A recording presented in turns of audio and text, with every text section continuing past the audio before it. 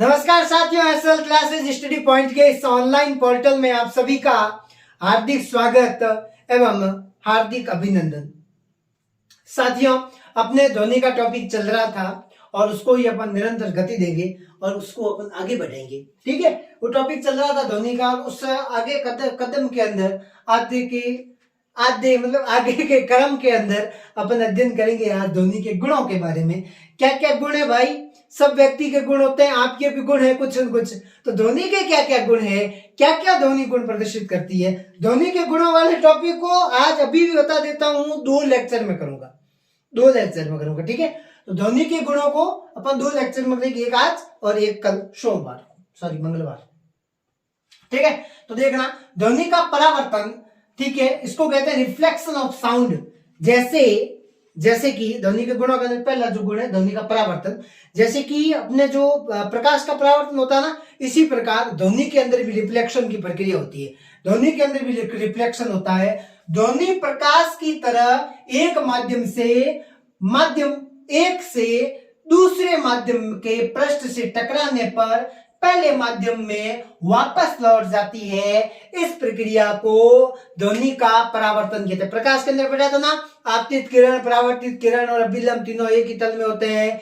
आपतन कोण परावर्तन कोण के बराबर होता है।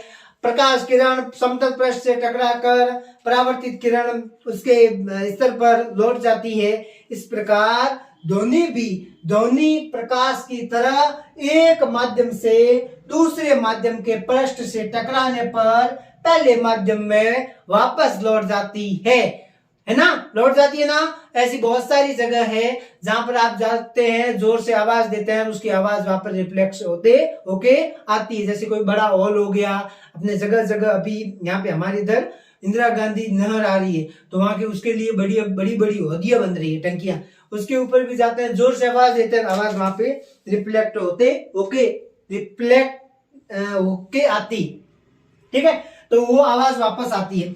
इसके अंदर जैसे पहला पॉइंट है वो है प्रतिध्वनि। प्रतिध्वनि का मतलब ऐसी ध्वनि जो किसी पहाड़, गहरे कुएं, दीवार आदि से परावर्तित होने के बाद पुनः सुनाई देती है। ऐसी ध्वनि जो किसी पहाड़, गहरे कुएं के अंदर आपने ट्यूबवेल के अंदर या बेरे के अंदर आपने जोर से आवाज दी होगी, वहां से आवाज रिफ्लेक्ट होके आती है।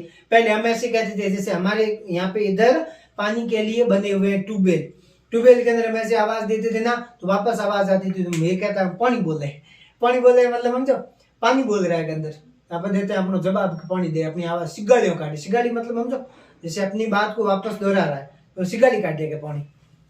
ठीक है, ऐसी ध्वनि जो किसी पहाड़, गहरे कुएं, दीवार आदि से परावर्तित होने के बाद पुनः सुनाई देती है, उसको अपन क्या कहते हैं? प्रतिध्वनि कहते हैं। यदि श्रोता परावर्तन सतह के बहुत निकट खड़ा हो, श्रोता का मतलब सुनने वाला, वो परावर्तन सतह के कोई निकट खड़ा है, जैसे कि मैं कोई पहाड़ हूं, ठीक है, और यहां पर अगर कोई मैं पहाड़ हूं, तो यहां पर कोई आके खड़ा हो, ठीक है, और सामने से कोई आवाज दे रहा है, तो मेरे को आवाज सुनाई नहीं देगी। ये मैं नहीं कह रहा हूं, कौन कह रहा है? विज्ञान कह रहा है। यदि श्रोता परावर्तन सतह के बहुत निकट खड़ा हो तो प्रतिध्वनि सुनाई नहीं देती है। प्रतिध्वनि में श्रोता न्यूनतम दूरी 17 मीटर की होनी चाहिए, 17 मीटर की दूरी पर होना चाहिए। 17 मीटर की दूरी पर ही उसको क्या होगा? वो सुनाई देगा। 17 मीटर के अंदर उसकी दूरी होनी जरूरी है। ठीक है, क्योंकि मानव मस्तिष्क को 0.1 सेकेंड तक आवाज रिपीट होके आती है, 0.1 सेकेंड तक। ठीक है, और 0.1 सेकेंड के अंदर वो आवाज रिफ्लेक्ट होके आती है, तो उसके लिए कितना होना चाहिए? न्यूनतम 17 मीटर की दूरी होनी चाहिए।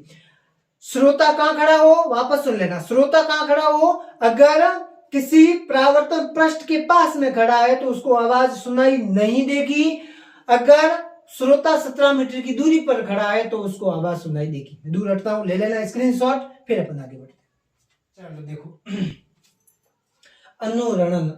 ध्वनि के परावर्तन के अंदर अपन ने 2 प्रकार पढ़े थे। ध्वनि के परावर्तन के अंदर प्रतिध्वनि और अनुरणन। ठीक है, ये 2 प्रकार है। इसके अंदर क्या होता है? ध्वनि का किसी हॉल की दीवारों या फर्श एवं छत से बार बार परावर्तित होना। जैसे कि अपन किसी, मैंने आपको कल की क्लास के अंदर बताया था, मैंने कहा आप किसी खुले हॉल के अंदर जाओगे तो जोर से आवाज दोगे तो उसके अंदर आवाज रिपीट होती है, तो वो आवाज बार बार टकराती है। जैसे कि देखो, क्या बताऊं, मैं यहाँ बता देता हूँ, ठीक है। ये कोई हॉल है, ठीक है। अब यहाँ पे आप खड़े हो, यहाँ से आप आवाज निकाल रहे हो, ठीक है। यहाँ से आवाज निकाल रहे हो, यहाँ से आवाज, ये आवाज कैसी नीचे जाती ऊपर जाती, इस तरीके से अंदर अंदर ऐसे ऐसे ऐसे टकराती रहती है, जिस कारण आवाज क्या होती है, बार बार गूंजती है, ठीक है। इस बार बार परावर्तन के कारण ये तब तक सुनाई देती रहती है जब तक इतनी कम न हो जाए कि सुनाई न पड़े। बार बार सुनाई तब तक सुनाई देती है जब तक उसकी आवाज क्या हो जाए, कम न पड़ जाए, उसकी आवाज दब न जाए। यही बारंबार परिवर्तन जिसके कारण ध्वनि निर्बंध उत्पन्न होती है, इसे अनुरणन कहते हैं। मतलब ये बार बार सुनाई देती है और सुनाई देकर धीरे धीरे मतलब उसकी स्थिति कम पड़ जाती है। इस प्रक्रिया को ही अपन क्या कहते हैं, अनुरणन कहते हैं। किसी व्याख्यान हॉल में आवश्यक अनुरणन को कम करने के लिए व्याख्यान हॉल के अंदर खुरदरी करते हैं दीवारें। व्याख्यान हॉल होता है, बड़ा स्पीच हॉल होता है, जिसके अंदर अपन मतलब कोई ऐसा कार्यक्रम होता है उसको ऑर्गेनाइज करने के लिए बड़ा हॉल बनाते हैं, अपने स्कूलों के अंदर, कॉलेजेस के अंदर, या फिर बड़ी कोई ऐसे कंपनी के अंदर। तो वहां पे उसकी आवाज को कम करने के लिए वहां बड़ा हॉल बनाते हैं, जिससे आवाज को शांत करके वहां जो कोई कार्यक्रम होता है ज्यादा आवाज न गूंजे, इसका ध्यान रखते हैं। जैसे हमारे ऑनलाइन जैसे हम स्टडी करवाते हैं, इसके अंदर क्या होता है कि जो दीवारें होती है ना, उन दीवारों के ऊपर वो आवाज गूंजे नहीं बार बार, इसलिए वो जो स्टूडियो बनाते हैं हम, तो स्टूडियो के ऊपर भी हमारे वो ऐसे चारों तरफ ऐसा लगा हुआ रहता है, ऐसे छोटे छोटे खुरदुरे टाइप ऐसा लगाते हैं, पुट्ठा टाइप ऐसा सेट करते हैं उसके अंदर, जो इसके अंदर फिटिंग करवाते हैं तब। तो वो क्या होता है, आवाज को गूंजने नहीं देता, अंदर अंदर ही रहती है, बाहर की आवाज अंदर नहीं आती और बार बार आवाज रिपीट नहीं होती, जिससे आपको ज्यादा ऐसा दंगाट फंगाट सुनाई न दे, ठीक है। तो बहुत ज्यादा ज्ञान दिया है मैंने आपको। और जो बादलों का गर्जन है, वो गर्जनाहट भी किसका उदाहरण है, अनुरणन का उदाहरण है। इसको इंपोर्टेंट करना, बादलों का गर्जना, अनुरणन, बहुत बार एग्जाम में प्रश्न ये पूछा गया है अनुरणन के बारे में। इसके अंदर से प्रश्न बना हुआ है सर भाई साहब एग्जाम के अंदर, इसलिए ध्यान से इसको आप नोट करना, ठीक है।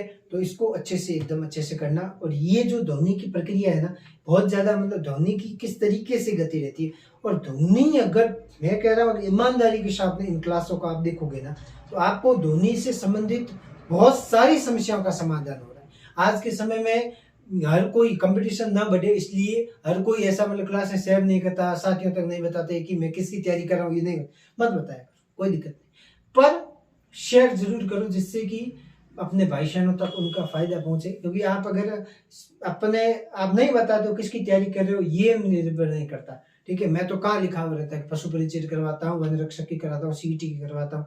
और आजकल के समय में हर किसी को पता है जो कंपटीशन एग्जाम की तैयारी कर रहे हैं, वो सीईटी की तैयारी करनी पड़ेगी अभी उसको, ठीक है। तो वो जरूर करेगा, ठीक है। तो आप लोग शेयर करो क्लासों को, अपने भाइयों तक पहुंचाओ, क्योंकि ऐसे तो मैं कितनी भी कोशिश कर दूं, नहीं सब्सक्रिप्शन बढ़ रहा है, नहीं मतलब कोई किसी आपका कोई ऐसी चीज आ रही है, शेयर करो भाइयों तक क्लासों को। बढ़िया तरीके से मैं मेहनत कर रहा हूँ, तो आप भी उस मेहनत का मतलब मुझे फल दो, ठीक है। अपन पुनः एक नई तरीके से नए टॉपिक के साथ में, ये टॉपिक पूरा नहीं हुआ, नया टॉपिक नहीं, इस टॉपिक को अपन आगे लेके चलेंगे अगली क्लास में, अगली वीडियो में। तब तक के लिए स्वस्थ रहें, मस्त रहें, मम्मी पापा का आदर करें और अपने आसपास सफाई जरूर रखें। राम राम, जय हिंद।